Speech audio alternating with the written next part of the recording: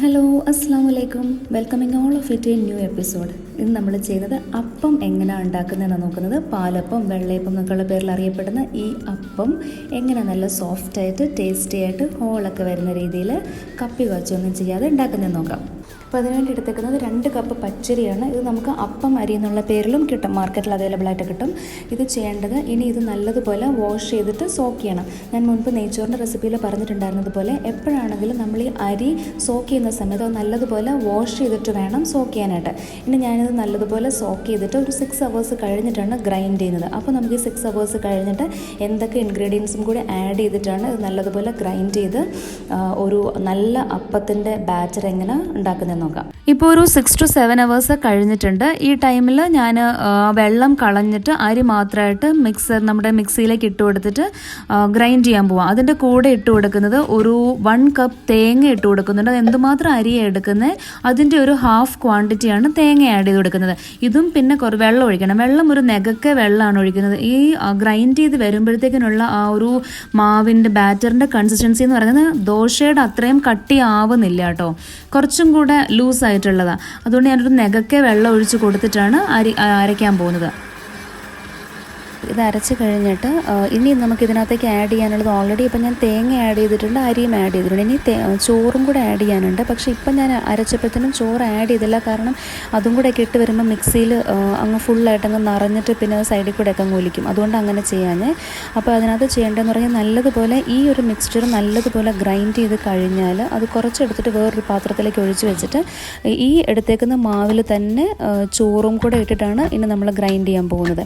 ഇനി വേണ്ടി ഇതിനായിട്ട് അഡീഷണൽ വെള്ളമൊന്നും ഇനി ഒഴിക്കുന്നേ ഇല്ല, കാരണം ഈ ഒരു അത്യാവശ്യം വെള്ളം നമ്മൾ ഒഴിച്ച് കൊടുത്തിട്ടുണ്ടല്ലോ. അപ്പോൾ ഈ ഒരു കൺസിസ്റ്റൻസിയിൽ തന്നെ ഇരുന്നാൽ മതി.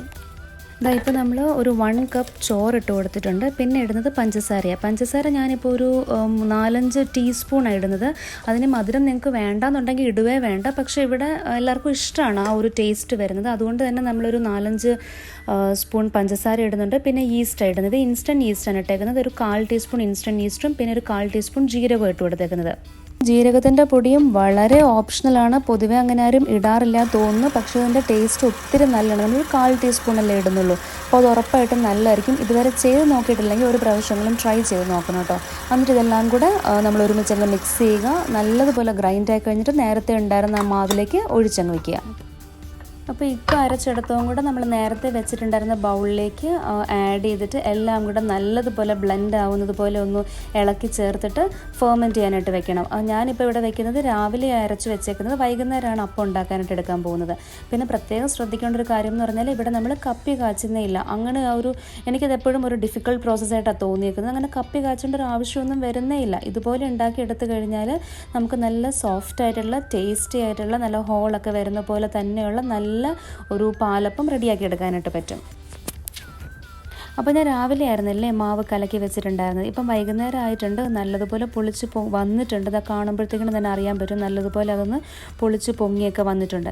ഇനി ഞാൻ ചെയ്യാൻ പോകുന്നത് ഇതിനകത്ത് നിന്ന് ഇത് കുറച്ചെടുത്തിട്ട് ആവശ്യത്തിന് മാത്രം ഇപ്പോൾ എടുത്തിട്ട് അതിലേക്ക് ഉപ്പ് ആഡ് ചെയ്തിട്ട് നമ്മൾ അപ്പം ഉണ്ടാക്കി എടുക്കാനായിട്ട് പോവുകയാണ്. പിന്നെ ഇത് മുഴുവനും ഇപ്പം യൂസ് ചെയ്യുന്നില്ല എന്നുണ്ടെങ്കിൽ എല്ലാത്തിനകത്തും കൂടെ ഉപ്പ് ചേർത്ത് വെക്കേണ്ട ആവശ്യമില്ല, കാരണം അത് വൺസ് ഉപ്പ് ചേർത്ത് കഴിഞ്ഞാൽ അത് യൂസ് ചെയ്യാത്ത ഭാഗം ബാക്കിയുണ്ടെങ്കിൽ അതങ്ങ് പൊളിച്ച് പോവുകയും ചെയ്യും.